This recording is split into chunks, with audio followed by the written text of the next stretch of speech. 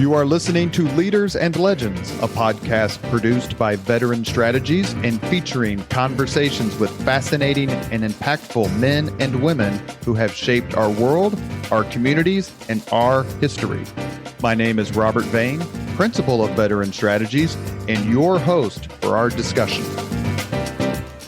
You are listening to Leaders and Legends, a podcast presented by Veteran Strategies, an Indiana-based public relations enterprise, and sponsored by Girl Scouts of Central Indiana, Garmong Construction, Leaders and Legends LLC, the Grand Hall and Conference Center at Historic Union Station, the McGinley's Golden Ace Inn, and NFP, a national insurance broker with strong local content. Our podcast is featured on the All Indiana Podcast Network in partnership with Wish TV. You may find Leaders and Legends at allindianapodcastnetwork.com. Thinking of starting a podcast or need to host a public meeting? Let Leaders and Legends LLC be your partner as you look for new ways to communicate your message. Please contact Chris Spangle or me at leadersandlegends.net. And as always, all our podcast interviews are dedicated to the legacy and generosity of P.E. McAllister. Thank you for joining us on the Leaders and Legends podcast. Our guests today are Diane Masariu and Lesa Dietrick, longtime friends and movers and shakers, leaders and legends here in the city of Indianapolis. That's for sure. And speaking of the latest, it's the Hall of Famer, Jim Shella. Good afternoon. Thank you for joining us. You're always such a welcome guest on these quote-unquote political podcasts, and so they make them, they're so much better with you here, and congratulations. Thank you. How long have you known these young ladies? Oh, my goodness. I'm pretty sure I met Diane in 1983, I would guess, when I first covered the General Assembly, and Lesa probably just about the same time. Yeah, only I would have been with the Hudnut campaign. Right. So that's right. But then I moved over to the Statehouse in '88.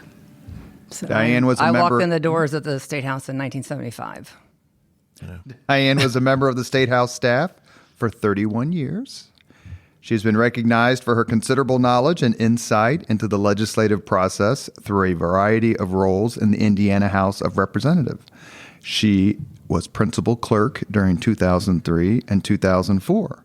She also served as policy director for the Democratic Caucus and administrative assistant for two speakers, one House minority leader, and a Democratic leader. Lesa, prior to joining Ice Miller, was a lobbyist with the Indianapolis firm of Ed, Sweetheart, Tracy, and Associates. Ed's going to love listening to this podcast. He is going to love this one. I love it, Tracy. Everybody loves it, Tracy. She was also campaign manager for then Indianapolis Mayor Bill Hudnut in 83 and 87. Mm-hmm. And there's all kinds of connections because Ed Tracy's come on the podcast. People you've worked for, John Gregg, come on the podcast. Hudnut's campaign manager in 79 came on the podcast. Mark Miles, that's right. During 1984, Lesa was the executive director of the Indiana Reagan-Bush re-election campaign. We need to talk about that as it relates to the Orr race in 84. Lesa joined Ice Miller in 1993. They're both delightfully lovely, wonderfully foul-mouthed, incredibly respected. Jim, it's all on you. Well, what you both are at the moment is you're lobbyists. We are. Correct. And we're younger than you, but not. Well, and that means we won't talk about age. I'm at Fragrant Drinker. You're Used to be Baker and Daniels. We're Fragrant Drinker. I thought she called you a heavy drinker. I did too. It's the law firm formerly known as Baker and Daniels. But don't they have? They're still Fragrant Drinker. They're getting another name, aren't they? No, we're not. No, not that I'm aware of. At least now. They're passing them around. How are you? And Lisa's at Ice Miller. I am, yes. Okay, so by definition, if you're a lobbyist, you spend a lot of time in the hallway at the State House, and those are marble floors. So my first question is, what are your shoe recommendations?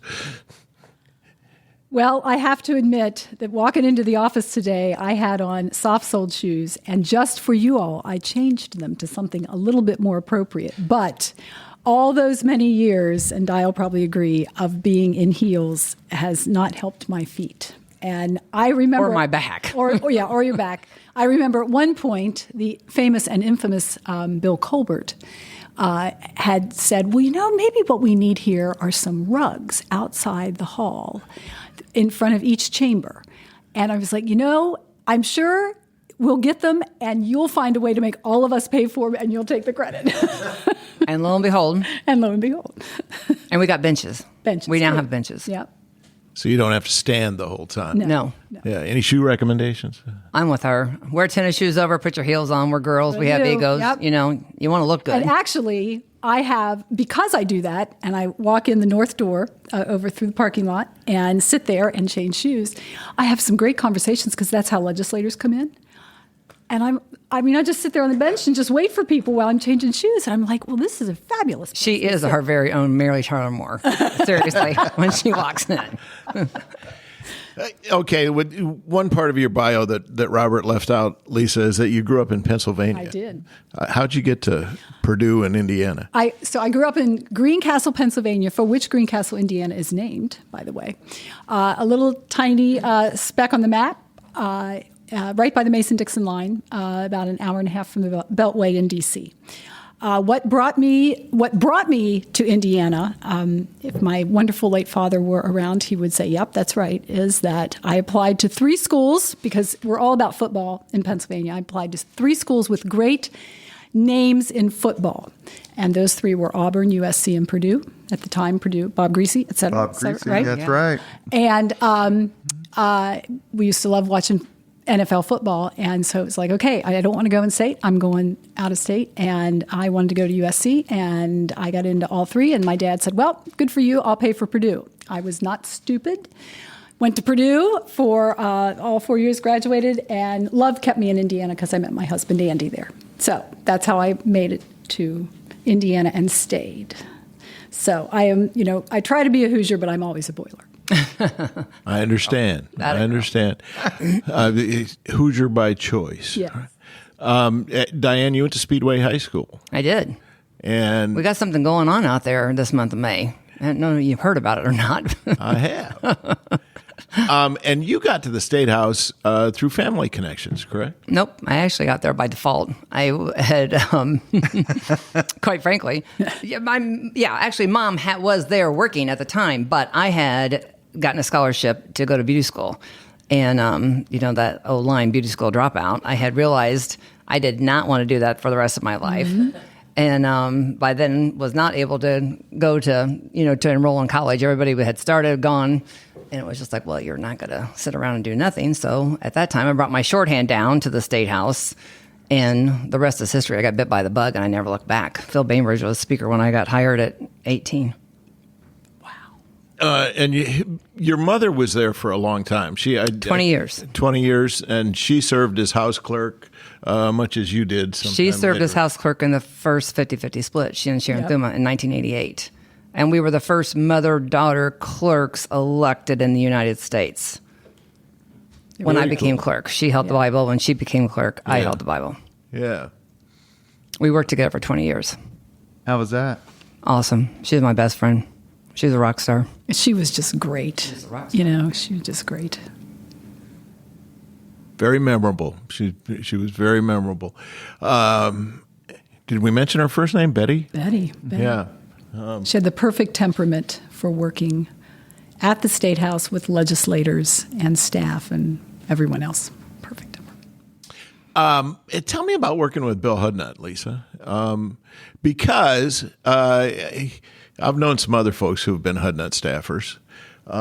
He was the happy-go-lucky guy in public. He was the leprechaun in the parade. He was the guy in the stocking cap riding the snowplow. Yep. Behind the scenes, not so much. Yeah, he could. I think we all know who, those of us who've worked with and for elected officials, and you know that there's a public persona and there's your private persona. And I think my only knowledge of Bill Hudnut before I really came to work there was what little I saw, because I wasn't from here, right? But I quickly learned, and I managed his '83 campaign, then worked on the Reagan campaign in '84, and then went inside the mayor's office in '85 and '86 as an executive assistant. And typically when Bill did anything political, even in his role as mayor, if he traveled and went to Lincoln Day dinners, for instance, 42 in one year, all of them with green beans, I typically traveled with him because I knew political folks and that sort of thing. So that's typically what I would do after he got off work. But I quickly learned that if you didn't give it back to him as much as he gave it to you, you were toast. So you better stand your ground. And he wanted to hear what lots of elected officials didn't want to hear, and people got whittled out of that inner circle if they were just yes men or yes women. And you just had to say, this is just crap. You can't do this. This is just silly. And even to this day, back before he passed away, he'd call up and say, somebody called me and asked me to write this letter to the editor. And I was thinking, or to take a stand on something. And I was thinking that that would be a good idea. So I wanted to see what you'd say. And I was like, okay, fine. You want to do it, great, but I'm going to write your political obituary. And I started, and I just rattle off. Bill Hudnut did these 5 things, but then he did these 3 really silly ass things. and he's like, okay, I figured you'd say that, but I won't do it. So that's where it went. Well, if you don't mind, I'll tell a story that a friend of mine told me. He was on Hudnut's staff and got tired of being berated.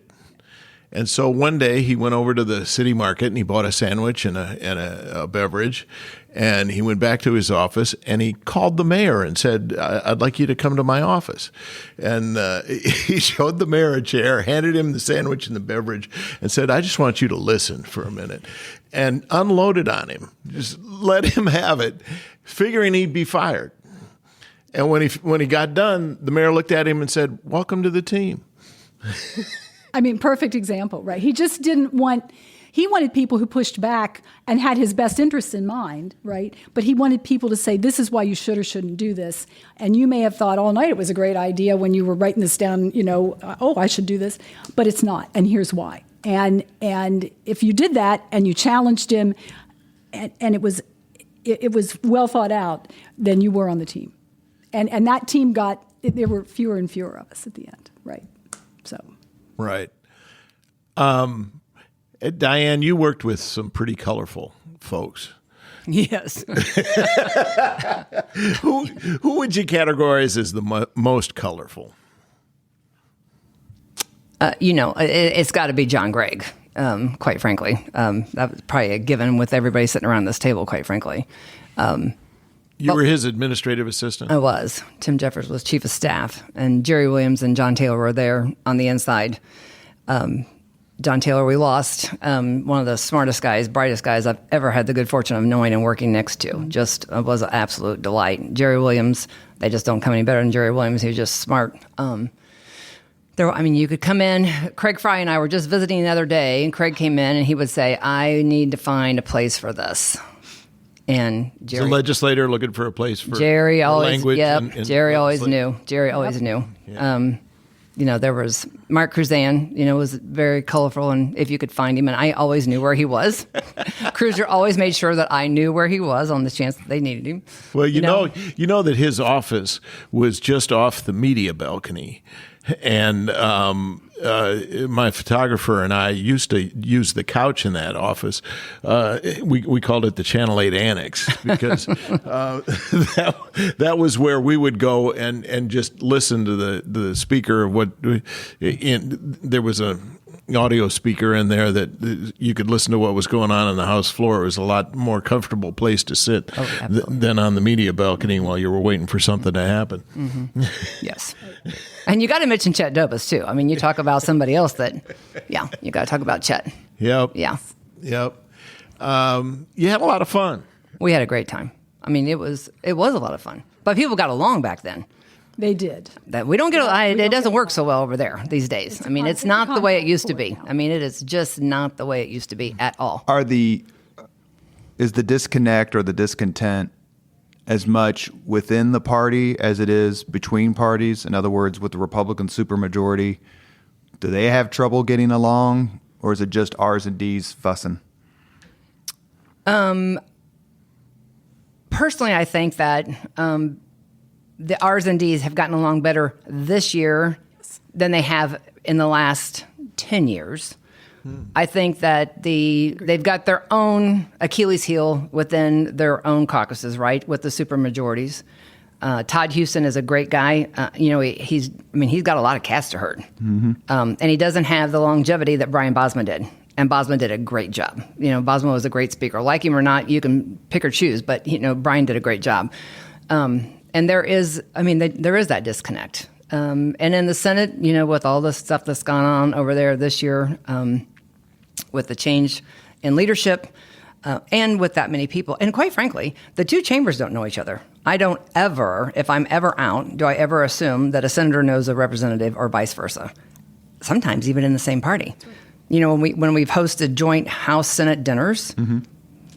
You've got to know that when walking in, the senators don't know the House members and the House members don't know the senators.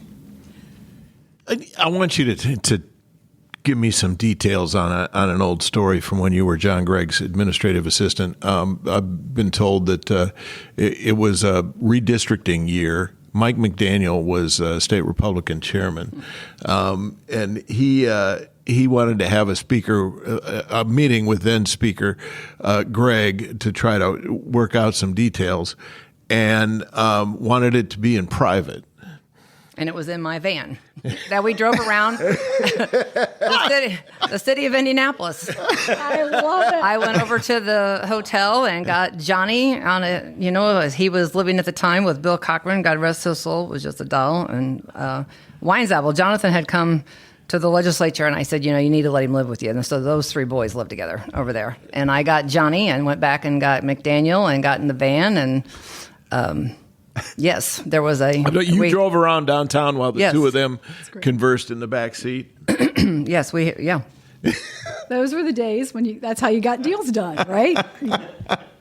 Right? There seems to be a bit, you read a lot about, and no one's going to be against this, right? It's like being against safe baby food, but, we must have more transparency. And I've had more than one conversation with a reporter. I'm like, well, the more transparency you have, the more partisan it's going to be. You want deals to get done, then that means the smoke-filled room has to return, or the smoke-filled van has to return. Like, the only way they can get a lot of these things done is in private. Is that a fair assessment, Lesa and Diane? I do believe it's a fair assessment. I do. I think so too. And I mean, there are a couple different kinds of transparency. One is the scrutiny that all the leaders have. That everybody's watching where you're going and what you're doing. And it seems like if you even take a step one way, there's 3 people with a camera and post it on social media before you even can take a breath. Then I think the other transparency is, and this from the perspective of the public is very good. When Diane and I, Jim, were over there, you weren't live streaming committee meetings. You weren't live streaming every breath that was taken over at the Statehouse. And so from the public's facing forward, looking in, they have that opportunity. They can be connected if they want to follow an issue, a bill, a rally, something that's going on. They have that opportunity each day in the Statehouse to do so when they're in session. But I really feel like what it then has done is that it's tough to get those deals made and cut. They used to get up at the microphone and they would go at each other on issues and things, and just you would think that there would be fisticuffs in the hall, and they'd stop. They'd either break for dinner or they'd adjourn for the day. They'd go out and they'd have a beer, sit there and talk, and come back in and go, we had a chat about this, and we think that we can find some common ground here, and so we're going to offer an amendment, or we're going to do something in the second house, and it would all get worked out, and people were slapping each other on the back, and there were friendships that were made, and that just doesn't happen as much now. I think in this process, but I do agree with Di that I think this year a concerted effort has been made with the freshman class coming in, and there have been a lot of them, to try and find either mentors or just get to know someone who is across the aisle, either in a different chamber or in a different caucus. And I think it has worked out really well. And you've seen more members of the minority party having bills heard and putting majority party members on their bills as second authors or second sponsors. I mean, I feel like that has been a bit of a breakthrough, and I hope it continues. Well, and make no mistake about it. I mean, to the victor goes the gold. And when the Democrats were in control, the same thing happened. That's correct. I mean, you better have a D on there before you go to think about putting an R on there. That's just how, that's just how the life is, sure. Right? But the numbers make the change bigger. I mean, there's no balance. The numbers used to be closer. They had to get together. Quite frankly, there wasn't as much to do in downtown Indianapolis as there is now. Right. They were together more. They would socialize more. I mean, they really, truly did have a bond that they don't have now. And I will tell you, people can't see me right now, but I'm lifting up my phone. Right. And in as much as this has done great things for us to be able to, ask Siri, blah, blah, and you're going to get an answer, this has been such a divide, in my opinion, on people just spewing whatever on God's green earth they're thinking. There's no filter. And there isn't a filter. It's unfortunate. Twitter? You're saying Twitter's a problem. I'm saying all of it is a problem. I'll just say that Lou Gehrig just called me. Do you want me to call him back and so he can be a part of this conversation? I do love him. There was an election. Was it 96? Was that the second split? What was the second 50-50? Was it later than that? We've had people. The first one was 1988, right? Which is when I started lobbying. And we've had people on the show, Jim, who have talked about how the first 50-50 split was kind of when things started to turn and get more partisan. Well, that was a tough moment. Oh, we were there for a long time. If you recall, we left on Thanksgiving morning. Organization Day, where they select a speaker, started on Tuesday, and it ended sometime after midnight on Thursday morning. I remember, lawmakers had gone home. I still had to write stories and put TV stories together. I think I got home just a little before the sun came up on Thanksgiving morning. Yeah. It was Noah's Ark, and it worked well, quite frankly. You know what? It actually did. It worked very well. Well, and it depended on what side of the issue we were on, because all bills got heard. I mean, if the D's were hearing their bills, the R's were hearing their bills. You had co-chairs, and they had a wild card that they could use. And they did have a wild card, and you had proxies. I mean, it was good. Well, part of what happened was prior to that. We experienced the speakership of J. Roberts Daly, who had, as it turns out, in the view of a lot of people, too much power. And when they went to the co-speaker arrangement with new rules, they took away a lot of the power of the speaker, and gave it to the members. They did. That's right. Yeah, it was. You're right. You're exactly right. Back to Di's point about the phone and the impact of phones and social media, and I mean, I remember getting my first portable phone, so to speak, that was as big as a brick, right? And at the Statehouse, but that was a really big deal, that you had a portable phone, because you didn't have to go. Do you remember Warren Spangle with his wife? Oh dear God, yes. He was the first. He had like two of them, right? He was a lobbyist for the restaurant. Yes, ahead of his time. Yes. But I mean, he would walk around. He'd have at least two phones, and sometimes, or two walkie-talkies, and sometimes he'd had them simultaneously held up, one to each ear. And I don't know if he was having the people talking to one another on each of these. It was terrible. But I will say the other thing, and this speaks to Jim. Warren was a good lobbyist. He was a very good. He was always working the beer baron bill, and if you wanted a vote count before they put him on the board, Warren could give it to you. But I will take up to Jim and the third estate, if you will. That I came in '88. What was it in '90? What year did in '95 was it that the Indianapolis News no longer existed, right? So you didn't have two daily papers in downtown Indianapolis, and then in 2000, Gannett buys the Star, and in the meantime, we were used to full-time media at the Statehouse with bureau offices, either upstairs on 4 or downstairs, up in the Hutchin or downstairs, and covering day-to-day activities. And the Star, at least, if not both the Star and the News, would have a picture every single day of legislators on the floor or in committee or doing something and would have a full page and usually a jump discussing issues. And I think that brought, even though clearly it wasn't live streaming, but that brought the process to people and who understood what was, who were interested, who understood what was going on at the Statehouse.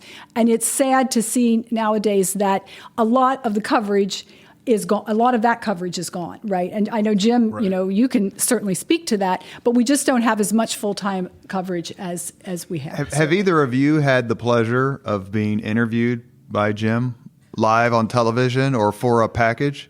No. Thank God. This is our first. Well, right first of all, in Diane's case, staff was forbidden from going on camera, with the exception of Wanda Reese. Oh God, Wanda, yeah. I told you we should have had wine. This could go on for quite some time if we would have had cocktails, but oh no. She's the one staffer who I did interview who almost got fired for it. So. You probably had an interview with Schreiber, I'm sure, back well, then. Yeah, but Schreiber, of course, would he was go on your show. He would go on Indiana That's Week right. in Review. Yeah, he would serve as a party spokesperson, but he was chief of staff. So, you could talk to the folks on top of the totem pole, and you could talk to the media relations people. But even the media relations people seldom went on camera. True. And neither of you were ever on Indiana Week in Review? You weren't, No. Lisa? Nope. No. You chose John Hammond over. I love John Hammond, but you chose John Hammond. He is a Republican National Committee. That's right. He gets all the respect in the world. He deserves it. Pretty big Lesa on- Dietrick. No thanks. No thank you. We did have a very small cast, I can tell you, because I thought that the audience should be familiar with who they were listening to and maybe be able to compare what they said this week to what they said last week. Hey, as the person who did the 2 Riffer weeks in the Republican chair because McDaniel went to an NCAA tournament game, yeah, I remember that. I saw him afterward. I said, I ought to throw you down these stairs. And McDaniel just started laughing. He goes, I looked out again, didn't I? Ask a question real quick. Lisa, you mentioned that I want to ask Diane the same thing. You're listening to the Leaders and Legends podcast. Co-host Jim Shella, along with Diane Masariu and Lesa Dietrick. You mentioned someone you loved a few minutes ago who I love. He's more like my father, acts Ed like Tracy. him, talks like him, looks like him, from the East Coast, Ed Tracy, than anyone I've ever met in politics. Tell me about your relationship with him, both political in terms of working for him, and why you love him. Oh yeah. So, for those who don't know Ed Tracy, and probably even for those who do, and he is such a great character, and he is someone who thoroughly enjoyed what he did, thoroughly enjoyed the lobbying process, and was fabulous at it. Taught me how to count votes and how to read people and how to really frame issues and put them into perspective. And truth be told, when I went to work for Ed, it was to be a 2-month assignment because I had just ended the 87 HUD-NUT campaign, and I was looking for what am I going to do next? What's my my next step? And I knew that it was time to stop doing full-time politics. It just was. We all come to that. You come to that conclusion, and you're like, I have too many yard signs for like 3 or 4 years worth of campaigns in my car. It's time to in the trunk. I got to clean these suckers Bruce out Melcher and move for on. Congress. Yeah, and. Drew Young, who was at the time someone I'd known who was in politics, ran for Marion County prosecutor, also was a trial lawyer. And he said, hey, I got this guy. He's a Democrat. He's looking for a Republican to help lobby. He represents a couple of clients, one of which the Indiana Trial Lawyers Association. Are you interested in the chiropractor and the chiropractors? Yeah. And he's like, are you interested? And he's like, it's 2 months. The session, it was a short session, it was 88. He says, it's 2 months. I'm going, hell, I can do anything for 2 months, right? And then I'll figure out what I really want to do. And I'm really pretty embarrassed to say this, but I will, that on the first day of the session in 1988 was the first day I walked into the Indiana Statehouse ever, because I'm not from here, didn't get the fourth grade class trip, right? So I didn't know where anything was. And so that's what I did. I had to go find the bill room and all those good things. You stayed 5 years with Ed. And I stayed until 93 with Ed, and then came to Ice Miller, and this is my 30th year at Ice Miller. Do you want to chime in on Ed Tracy? Well, I got to tell you, ditto to what Lesa said. I mean, there is nobody like Ed Tracy. I mean, I've known him since I walked into the Statehouse. Yep. And Ed always did his homework, and he was always kind. Yep. He was always reasonable. Yep. I don't recall ever really seeing him ever losing his cool. So you never worked for him? Well, I didn't work for him. No, I did not.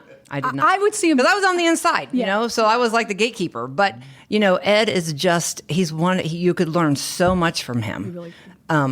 He never came into anything blind. He knew more about the situation or about the bill or anything. I mean, he always did his homework, and he was there till the last dog died. He was. I mean, you know, he would damn near close the doors of the Statehouse, and it was like, okay, I can go. Ed Tracy's left. You know, he has left the building. But he's that good. He loved the process. He did. He knew how to read people, and again, he taught me how to count votes. And that there is a nuance to that, because you know, he's like, there are 5 ways to count votes. Well, legislators don't mislead you, do they? You know what? I will say, here's what I will say. I don't think legislators intentionally mislead you, but I think you have to understand how individual legislators make up their decisions and what they mean when they tell you where they are on a bill. And that is just human nature. And sometimes there's 1 or 2 of them that vote with the last person they talk to. We do have a few of those still left. There were a few of those. Yes, we do. I have to say, though, that the old guards, and I'll put myself in that position. I mean, you know, Lisa and I both, I just said earlier, we're both on Route 66. Yep. Have, and Ed had, and has still to this day, and others that are there, the old guards, I refer to the old guards, have the respect of the institution. The institution is bigger than all of us. Yes. And there's so many people over there right now that they just don't get it. Yep. They got elected and it's all about them. It's not about them. Yep. They're going to come and they're going to go, and the institution's got to stand. Right. And we have to protect the institution. That's what needs to be protected. Let me please reverse the question. Diane, who is the Republican who you love as Lesa loves Ed Tracy? I love John Keeler. I adore John Keeler. Yeah. He's a damn good man. He is the greatest of the greats. Yes. Yeah, he absolutely is. There's a whole bunch of them, but he's at the top of my list. John Keeler, bar none. How long have you known Keeler, Lesa?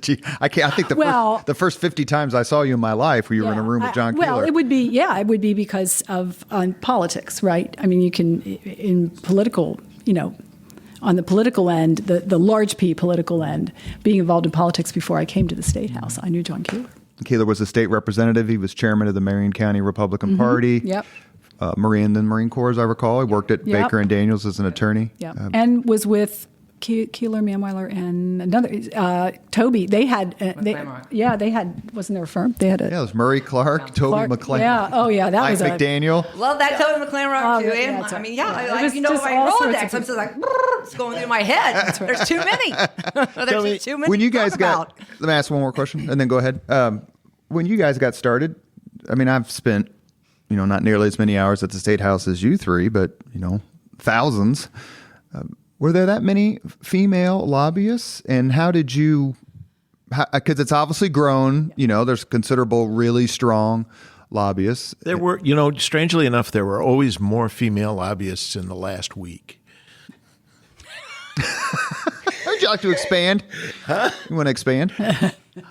It just, and I'm not making this up, and I'm not trying to be crass. When it came down to crunch time, it seemed like there were a lot more young ladies in short skirts out in the hallway. Am I wrong? I'm just not even going. Not touching. You can tell they currently go to the Statehouse.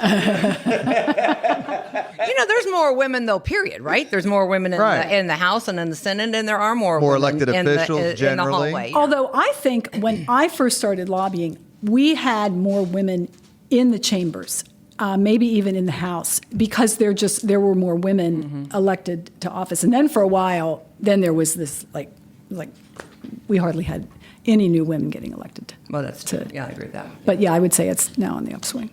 You are listening we've to had some great ones. That's all right. You are listening to Leaders and Legends, a podcast presented by Veteran Strategies, an Indiana-based public relations enterprise, and sponsored by Garmong Construction, Leaders and Legends LLC, the Grand Hall and Conference Center at Historic Union Station, the McGinley's Golden Ace Inn, and NFP, a national insurance broker with strong local content.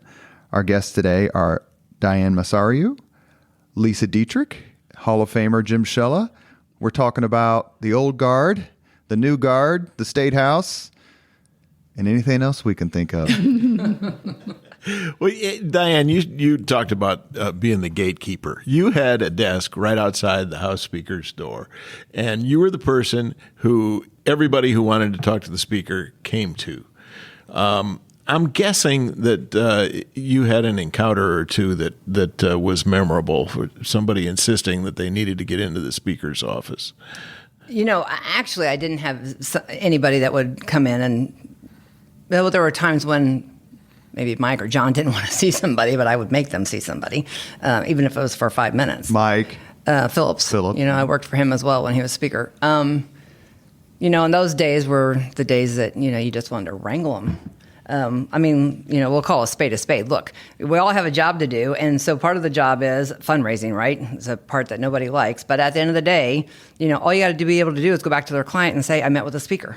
Like, that's a big deal. It's a big deal to be able to say that, right? Right. But I thought I did get to see, obviously everyone did have to come past me in order to get through, but one of my favorite things when I sat at that desk was having coffee every morning with Jim Smith. God rest his soul. Who was Jim Smith? Jim Smith was here. He was a lobbyist for the law firm of Johnson Smith. Well, but he started with Orr. Yeah, right. He did. Right, he was on Bob Orr's staff. Mm-hmm. He was the kindest soul, and he was at the Statehouse every morning. He would come in early because he knew I was there. He would get his coffee. He would just sit in the corner, get his little paper, read the paper, have coffee, maybe chat, and then give me a hug, and out the door he went and on his way. What about news media trying to get into see Mr. Speaker? There was never a problem with any of that. These guys were there all the time. We don't see it anymore like it was. Hell, Shella would, when session was over, he had a mic in somebody's, boom, and asking a question, and they were taking time, and Jim was, filming. It's not like it used to be. It was just like boom, boom, and you were so well respected and liked. That I know in my heart that you couldn't have gone to one member and asked a question and they wouldn't have given you an answer. And I think that goes for a lot. You're talking about media. Moose Roberts and those guys start coming back. When the Shacks were upstairs, right? Everybody sat around. Bob Ashley with a cigarette hanging out of his mouth and blah blah. Those days. Well, in the press club, you had people went to the press club, right? Sitting around shooting the shit. It was. Sorry. It was, it was different. It was different. Well, and you mentioned the press club, and Lesa earlier talked about folks having an argument on the floor and then going to get a beer. Yep. When the press club was across the street, I think it contributed to a different atmosphere in the Statehouse. Completely. There was a lot of socializing, and party didn't matter. Maybe we should do a podcast, Jim, on the press club. That's not a bad idea. It was so Why much did it fun. die? What happened? Well, I think there were a number of factors, including the fact that it never was very on good financial footing. Yeah. I think that really was it. Yeah, It started at the top of the ISTA building, which was awesome to be up there and be able to look over at the Statehouse, and you could see who was leaving. Like maybe if you were waiting on somebody, like a legislator, like, oh, they're walking to their car. Yeah. Boom, baby. Like, go do whatever, right? Yep. And then we got moved to the basement. Yep. Moved to the basement. Yes. But it was... it was kind of like what happens in Vegas stays in Vegas. Yeah. At the press club, everybody there was a rule. There was a rule. It was the press club, so the press was welcome.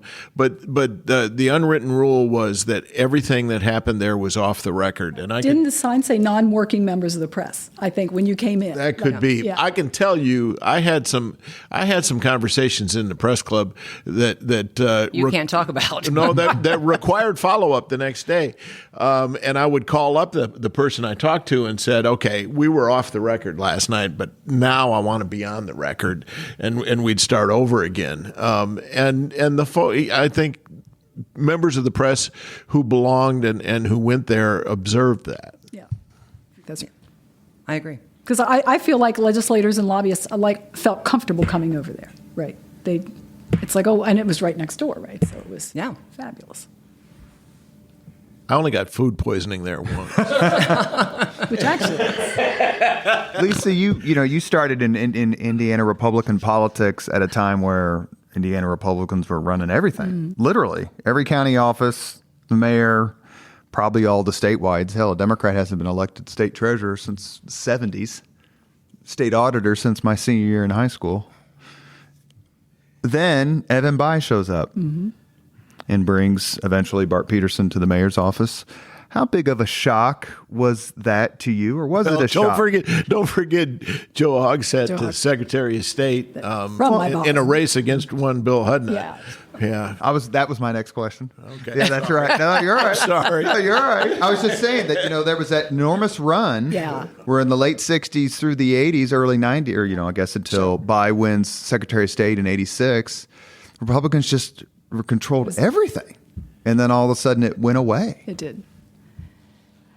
I remember, and this is where being with Ed Tracy and working with Ed Tracy really helped, because his appreciation, and here's a guy he was like Mr. Democrat, right? And so walking in and working with him is really the first time I had ever really been exposed in working with someone of the other political party, right? Because I'd worked in partisan politics. And so you walk in and you're like, oh my gosh, is this going to work? And the city county council was like 23 to 6. It was 23 to 6. That was whatever. Exactly right. And so I'm walking in thinking, what is this going to be like? Are we going to have anything in common? And it turned out that we had so much in common because we had this great appreciation for the political process. And he was as rabid a D as I was an R, right, at the time. But we could sit there and talk about, and he had stories going way back, right? Because he was with the Young Democrats, and he would talk about national conventions and all those things that, and he was, when he was in Bloomington at IU, he was also, I want to say, party chair. He was Monroe County party chair. And so he was in there stirring the pot. He just, he was great at that. But he understood the importance of partisan politics as it related to policymaking, which was really, really an important thing for me to learn, because as much as you've got this young person who worked only in partisan Republican politics and no exposure really to the other side of the aisle, but it really gave me a great appreciation for you've got to have two parties, and you've got to have two parties in the process, because if you don't, then it really is often not really good for public policy. In 1990, Joe Hogsett runs for his own term as Secretary of State. He beats Bill Hudnut. Who ran that campaign, and how much did that shock you, if at all? Jewel DeBonis was the campaign manager. Oh, there's a name on it. Yeah, she's terrific. She's great. Yeah, she's great. And I think ran as good as a campaign as you could, right? But you had clearly you had a huge force, Bill Hudnut, who had been around a long time. Sometimes that's good, sometimes it's bad. You'd had a couple of factors. Having been in office for so long and having taken Indianapolis to the next level of greatness, raised taxes, and you just had, I think you had folks who said, and you had the mantra of Indianapolis. Indianapolis was not beloved by people. What right? is? Right. But looking at, you had folks out in the hinterland, and even though Bill Hudnut had been around and done Lincoln Days and spoken, you still had the mantra of somebody from Marion County. And it had been it's a tough go. And so it was all that and lots of other issues. And so I don't know, frankly, that it surprised me all that much. It hurt me, right? Because you want someone that you've worked for and who would do a good job. But here's a fun little behind the scenes from that. Joe Hogshead beat Bill Hudnut in large part because he was able to portray him as the imperial mayor. Yeah, I think that's right. And he was actually anything but nonetheless, right? Well, that's what I'm getting at. I mean, one of the prime examples that Hogshead used was the fact that he traveled in a Lincoln Continental. The fact of the matter is, Ford Motor Company offered a deal to public officials, and they wanted public officials riding in Lincoln Continentals, and so they would give it to them at cost, or maybe even less. I think it was, it was the point was you could have driven in a Pinto or a Lincoln, and it would have been the same amount of money being exactly. paid for. But it's one of those charges that you can't defend, right? By right, saying that I want to ride in a Lincoln. Diane, did you ever have a chance, or I'm sure you did, but how close did you come to working for a governor or moving out of the Statehouse? I wasn't going to move from the House. From the House representative? I was a house girl. I definitely was a house girl through and through. You got involved in some campaigns, though, didn't you? Oh, I mean, very involved in all the campaign. I mean, all the years that I was there. I mean, the old door to door. I mean, going to the ground. That was an Ed Tracy. I mean, It was really. I mean, Bill Schreiber. I mean, those guys, that was how we won the war. George Fleetwood, there's another one, that worked with Schreiber, and they started doing polling back then, with Jim Riggs. Jim Riggs, who I went to high school. I love Jim Riggs. But, the politics of it and the door-to-door and all that, but never to go... I love Jim Riggs, too. He fed me when I was in high school more than once. His daughter and I graduated together. He's a brilliant, brilliant man, and was at the 68 convention with Ed Tracy in Chicago, the Democrat one. Were you surprised by the buy phenomenon? Like, oh, my God, we've actually got a chance to turn things around. And the 90s were kind of the state heyday for Democrats. Yes. There was a lot of up and down, in all that. And the numbers were much closer. But when you look back at that wave, I mean, it was a long run. It was a long run. Did it surprise you that it ended, or did it surprise you that it lasted as long as it did? C. Okay, what is C? You want Shella answer C? These people don't have a career in politics by not knowing when to answer it, when not to. Yeah, I choose C. Lesa, did Mitch Daniels rescue the Indiana Republican Party? Jim Kittle, that group, and of course the beloved and late Bill Osterly.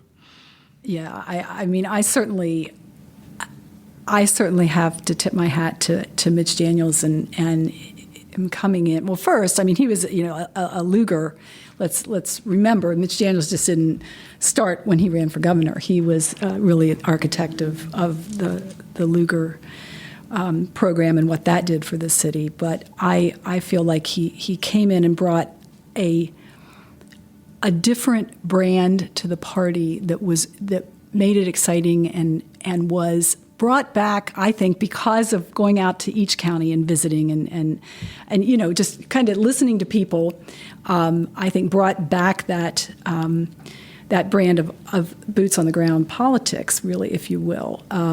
He absolutely did. Absolutely did. And in a way where he listened to people, and at a time when they were sitting in their homes at their tables, and they were talking about things that just meant that were important to them. And that politicians need to take a page out of that and listen to what matters to people. Not all these many lofty things, but sometimes it's what matters to you at 5 o'clock or 7 o'clock in the evening when you come home and you're thinking about your family and you're thinking about your future and your kids and all that.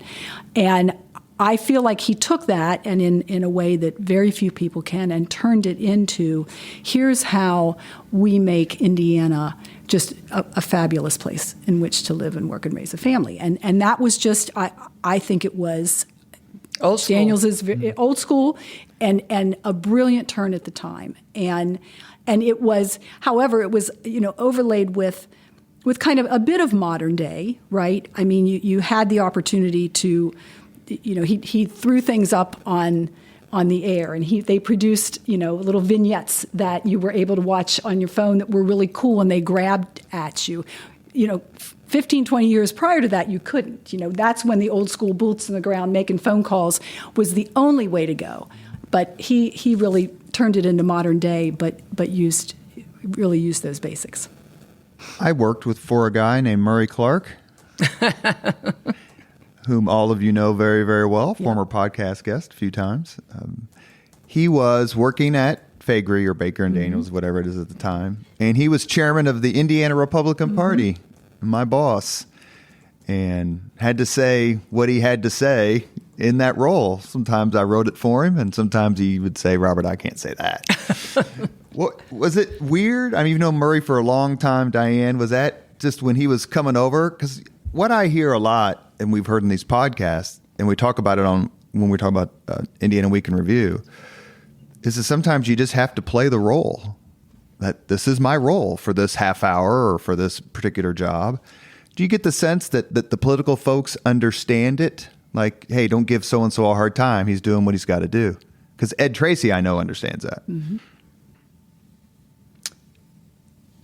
Murray is, look, I mean, Murray's done so much. I mean, he's been around, he's right there with us age-wise. And he's a smart guy and has, to your point, said, okay, I have to say this. You really want me to say that? Okay, I will do it, Now, trust me, that child will push back and, calls his own shots. But, I'm sure that he's had many a time sitting around a table with Mitch Daniels and others where it was just like, this is the way it's going to be done. This is what's going to be said.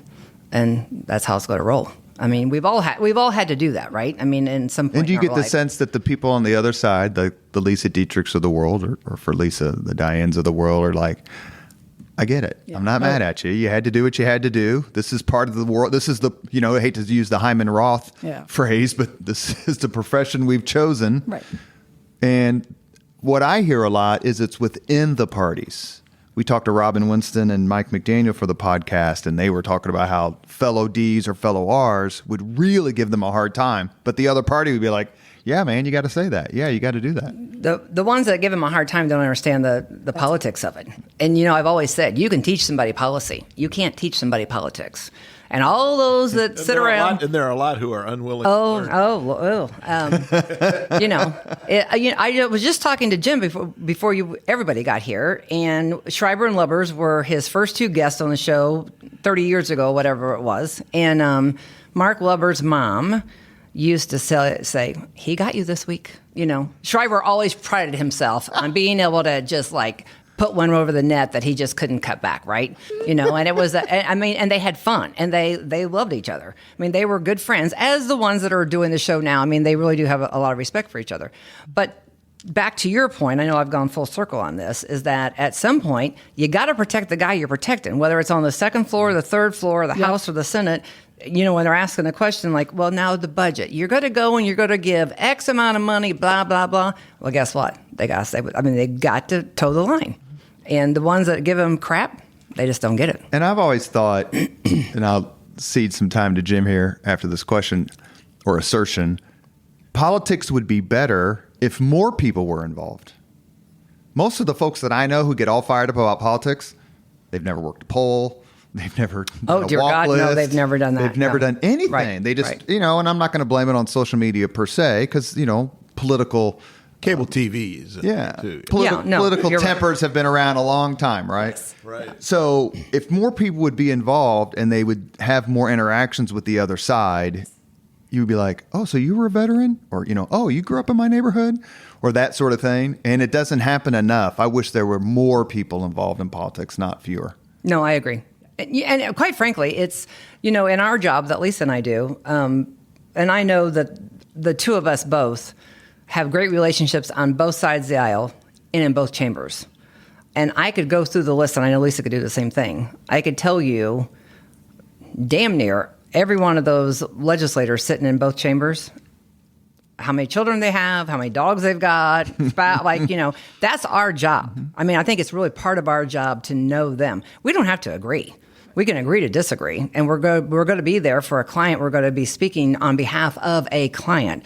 But it's great to have that relationship and what they do. At the end of the day, they're just people too, right? They put themselves up to do something I have never done, which is run for office, right? So hats off to anyone for making that for making that decision. But then they come down here and they have a constituency to represent. And so first, as someone who's in the hallway, you have to understand that. You have to say, regardless of what you have, what issue you have, if that won't fly in this legislator's district, then it's just not going to fly. And you just want them to understand, well, if your constituents don't like this, just here's the impact then where that intersection of policy meets kind of the political, the road. Mm-hmm. And so that's just kind of where it goes. Well, and at the end of the day, there's very few issues. I mean, there's a handful where they want you to toe the party line. That's right. Plain and simple. Yeah. And that's harder to do right now because of all the cats they've got to herd over there with sitting with two supermajorities. Yeah, it is hard. Well, explain this to me, because you both work for big law firms that have lobbying teams mm-hmm. that are made up of Republicans and Democrats, mm-hmm. And even small lobbying firms tend to have a Republican lobbyist and a Democrat lobbyist. Why is that? Is that it's not for the sake of the clients? Is it? It's because when push comes to shove, they want a Republican lobbyist pressing on Republican members and vice versa. Correct? I'd say there's some of that, just the natural relationships you have if you're involved in partisan politics as sort of your hobby, which is what got me to this point. So I certainly, and I appreciate the political process and believe that if you don't appreciate it and you don't really understand, the hardcore part of working in politics just on a volunteer basis or having done it full time for a couple of years, then it's really tough to understand the legislators over there, because that's how they got to the Statehouse. They ran for office. And so your ability to appreciate what they had to do to get elected and then to stay elected, I think, is important. But yeah, I mean, it's probably could be said that yes, in times, particularly in where there are partisan matters, it's very difficult for someone who's on the other side of the aisle probably to go have a really in-depth conversation, especially if it's someone who remains active in party politics, right? And so you're not going to. I sat on state committee for a while. It's tough for me to go in and talk to somebody about, well, on the other side of the aisle, well, this is really important when I'm sitting over here in a partisan sense. So I think that's it. But I value those nonpartisan relationships, or in both caucuses and in both chambers, just because 9 times out of 10, you're going to come up against something that is not a partisan issue. Diane, how much do you think local politics, as we're discussing it here, is influenced by what is happening nationally? I must act this way or say these things or do these things because that's what the national R's or D's are doing, or that's what the national media is covering. When you say local, you mean that limestone building over here? That limestone building. I think that there's a little bit of it. I wouldn't say there's a lot of bit of it, but I do believe there is a little bit of it. But there are pockets of those little bits of people over there. There are pockets. There are different pockets of people over there that, that kind of fit into that little groove, right? And so I think that there is some. I don't think there's a lot. I think there is some. Do you run into Republican legislators who are unwilling to talk to you because you're a Democrat? Never. I don't think they ever. I mean, I don't think that is. Well, first of all, it's never happened. And when you were asking that question, I think that part of it is longevity. I think that back in the day, it was like Noah's Ark. You had a Republican, you had a Democrat, in the lobby. The fact of the matter is that when it comes to politics, okay, I get it. I get it. Those of us in the business get it. Everybody gets it. But when we're going in to visit with for a client, it is, with Brian Bosma, with Paul Manweiler, with Mike Phillips, with Rod Bray. Now, they all go, name them all, right? They go back, whether it was Ed Tracy going in, they had a lot of respect for Ed Tracy. Ed Tracy had a lot of respect for them. And again, I'm going to go back to the institution. Diane Masariu, when I go in with the mod squad, as I refer to us, Joe Smith, Chip Garver, and myself, Michael Cole. Let me just take some of you people that are listening to this, the mod squad back in the day. Clarence Williams. Google it. Right, yeah, Google the mod squad. Diane Masariu, Chip Garver, and Joe Smith. At any rate, when we go in to visit with them, we have the utmost respect for those that are in leadership in both chambers, in both parties. And I know in my heart that they have respect for us and that we're there. We're going to be honest. That's all you got to go on is your word, right? And I will tell you that it's, no, I've never had anyone not. Jim, do you have a final question before we get to the 5 questions? I have over the years encountered people who, when they ask me what I do and I say I'm a political reporter, they go, "Ooh, how do you stand to work in politics?" And what I tell them is that there's politics everywhere.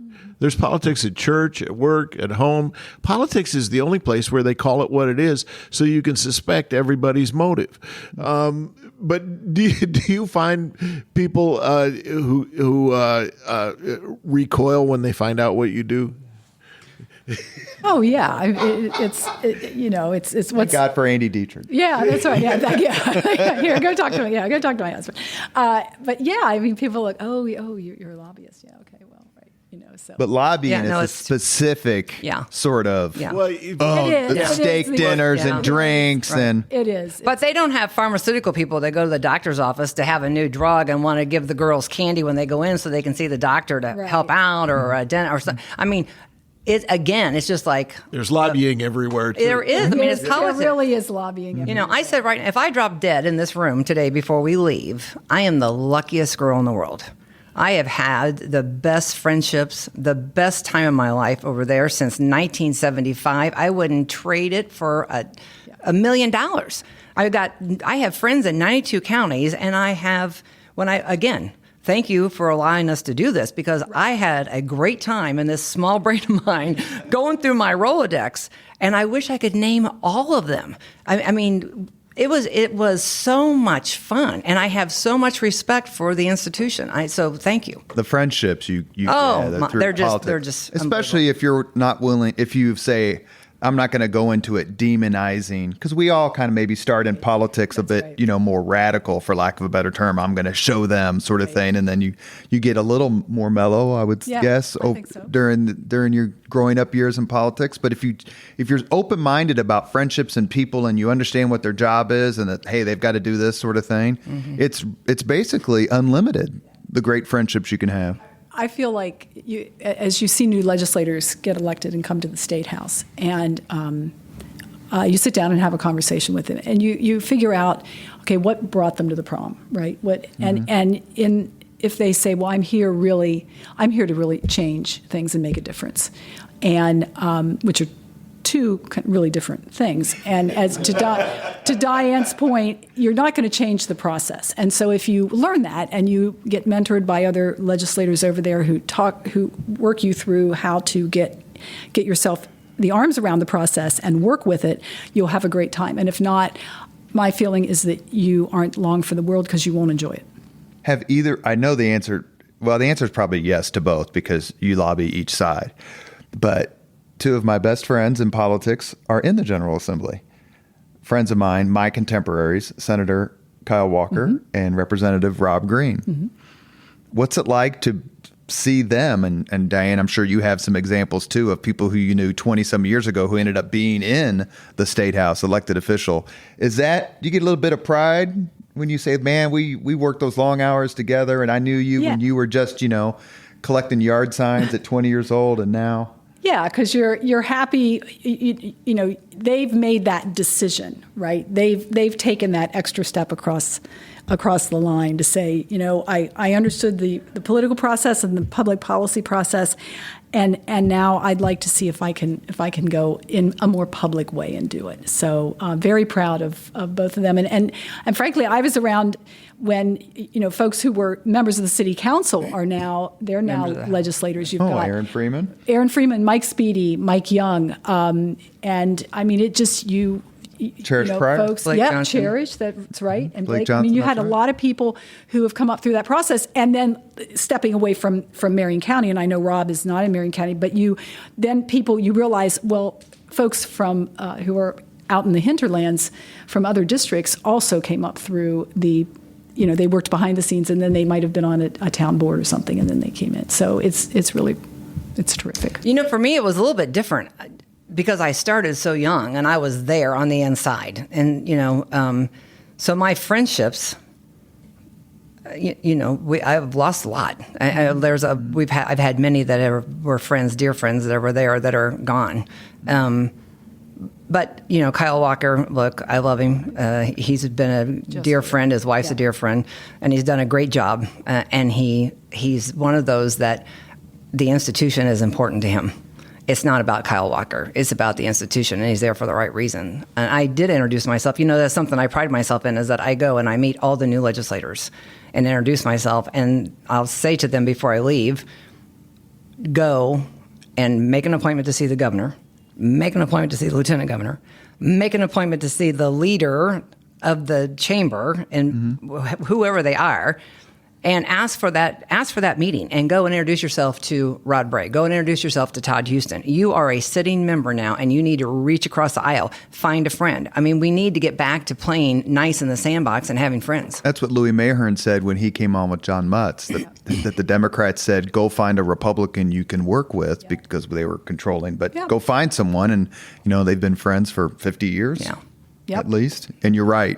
Jennifer Hollowell, smartest person I ever met in politics. Yeah, Absolute. She is a good egg. Genius. Yeah, she is. We've reached the point in the Leaders and Legends podcast where we ask the same 5 questions of all of our guests. Lisa, do you want to you've already had this once. You want to do it again? Because you change your answers. I don't recall what they were. So I don't think Dave Arlen or Joe Slash are going to call you and say, hey, you lied to us the first go around. Have at it. You ready? Yeah, all right, go. We have to, go. So give us the first question.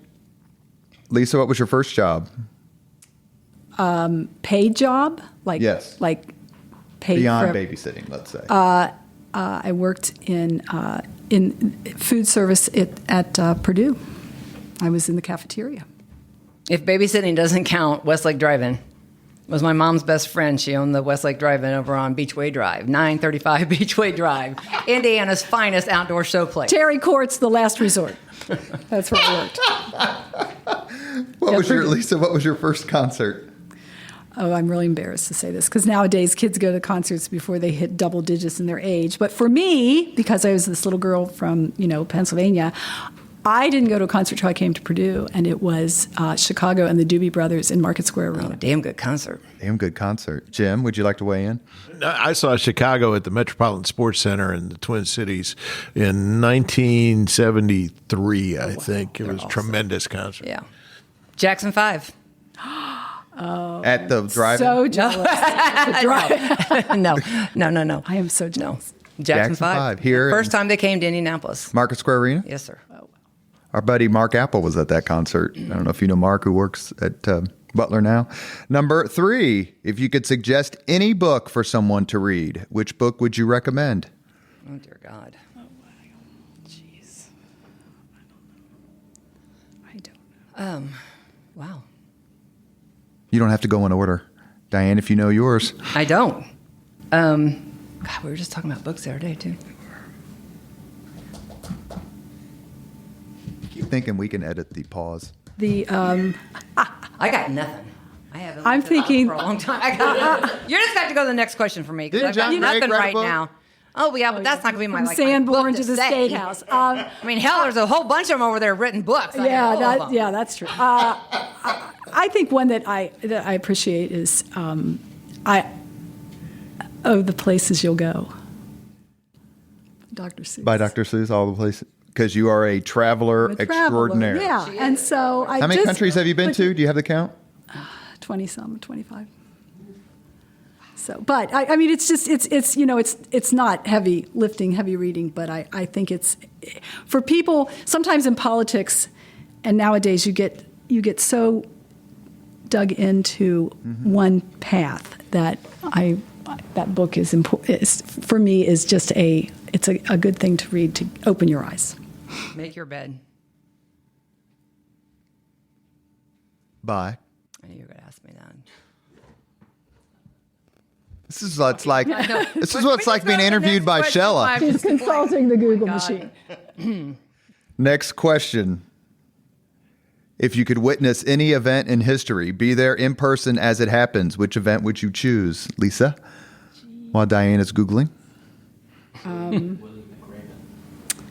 Yeah. I think I grew up in Pennsylvania. Not very far from Gettysburg, and it would be witnessing Abraham Lincoln give the Gettysburg Address. It's a very popular, very terrific answer. November 19th, 1863. Diane? First, you want to say the author? Chris. William McRaven. William McRaven. Make your bed. I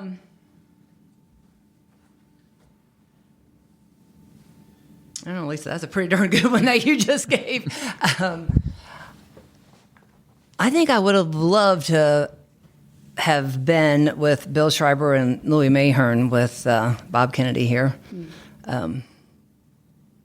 And Mike Riley. We did a podcast. Oh, dear God, Mike Riley. Yeah, we did a Mike podcast Riley. with Mike Riley. Ed Tracy said said he was dying, said he's got cancer, he's dying. You have to talk to this guy. And Tracy's a huge history buff, as I am. And I was like, okay, tell me why. And he said he ran RFK's campaign in Indiana in 68. And I'm like, sold. And it was a terrific podcast. What a, rest in peace, Mike. What a I'm gonna go terrific, back and listen to that. terrific conversation. Wow, there's another great one. Last question. If you could have dinner with anyone living today, 2 hours off the record just to chat, whom would you choose?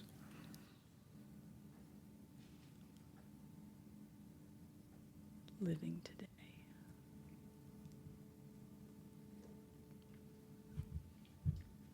I'm available. You and Pat? Isn't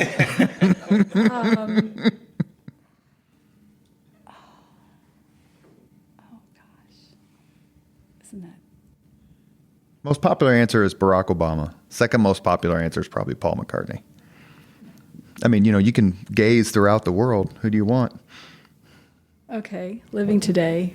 With that in mind, because I am just such a fan, and I saw him when he finally made it here, I think I'd really enjoy having dinner with Elton John. Elton John? Mm-hmm. Because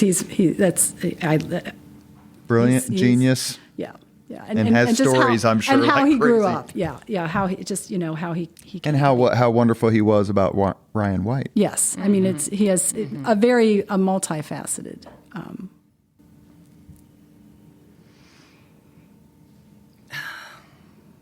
there's so many. I mean, there really are. That's hard. I had my answer all picked out until you said living.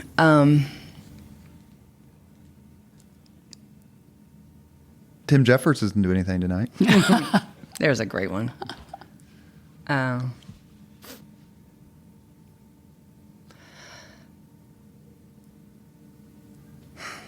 know. You got me stumped. There's Just choose one. There's I no right know. answer. I know. I'm trying. I'm trying to think of somebody that's not like media related, politically. Because that really takes. I know. Yeah, it really does take out Shella then. Darn it. Well, I say this all the time. My husband would tell you I say this all the time. I would love to have a beer with Kevin Costner. Perfectly acceptable answer. Are you inviting your husband to that beer? No? Let the record show she shook her head no. Last question. Diane, tell me about Lesa Dietrick. Well, I just said earlier, she's our little Mary Tyler Moore. She's one of those people that when she walks in the door, she greets you with a smile. Her heart is always happy. She is kind, and she's smart. She loves to cook, and she loves her family. Lesa, tell me about Diane Masariu. Well, she is someone whom I have admired for a long time, in particular in her role at the Statehouse. And I can remember her standing up, because, she's 9 feet tall, right? And so heads, for many, many reasons, heads and shoulders above lots of people, lots of the men over at the Statehouse. Always someone who she comes with, and this is, as I tell interns, a no job, too small mentality, which in our business is an important thing to have, and not enough people have it. But she knows everything. She is interested in and knows so much about each person that she sincerely wants to know about your family and your life. And when she talks about her Rolodex, she has, I'm sure, probably a physical one, but she has a mental one that she remembers those things. But I have worked with her on many client efforts. She is dedicated, she is smart, and she thinks about what is important to each person, the person she has to go and talk to, and she has to spell out this issue. But there's never well, no, I'm not going to do that. There's always, what is the best way to do this?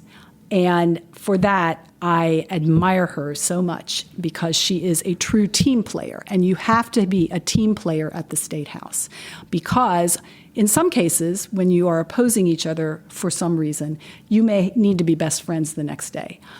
Diane has the utmost credibility, she has integrity, she is honest, and she is a beautiful person inside and out.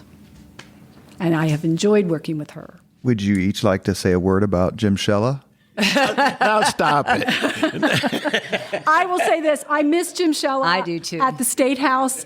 I miss his presence. I miss Jim I miss behind Hessler. Mm-hmm. I still walk past your shack and the door's open, and I still think I'm going to see him in there. That's right. It just, you know what? You miss it. And it may, that's also, I think, hearkening back to a time when you just felt more comfortable about the media and the day-to-day. You had such a presence there. You had such a presence. Yeah. Thank you. Yeah. And I always felt like you knew you had a job to do, but you really enjoyed it, right? You and Hessler, you really enjoyed it, and you didn't you didn't let the hard work get in the way of the enjoyment, that can happen over there. And you did the work. Yeah, you did the work. Yeah. You have been listening to Leaders and Legends, a podcast presented by Veteran Strategies, an Indiana-based public relations enterprise, and sponsored by Garmong Construction, Leaders and Legends LLC, the Grand Hall and Conference Center at Historic Union Station, the McGinley's Golden Ace Inn, and NFP, a national insurance broker with strong local content. Lesa, will you hold my hand for this part? I will. As always, all our podcast interviews are dedicated to the legacy and generosity of P.E. McAllister. God bless P.E. God bless. Our guests have been Lesa Dietrick, Diane Masariu, longtime friends, incredibly respected. I cannot tell you how kind you've been to me in my career, and it's long overdue that we had you on the podcast. Thank you, Jim. As always, you make the podcast so much better. You're welcome. Yeah, this was fun. Yeah, this was great fun. Yeah, thank you for the honor. And it's my thank last, you. because I'm retiring. Thank you. So, Thank you very much for listening to Leaders and Legends, brought to you by Veteran Strategies Incorporated. If you want to contact us about this program or our menu of public relations services, please send us an email at robert@veteranstrategies.com. That's Robert at veteranstrategies.com.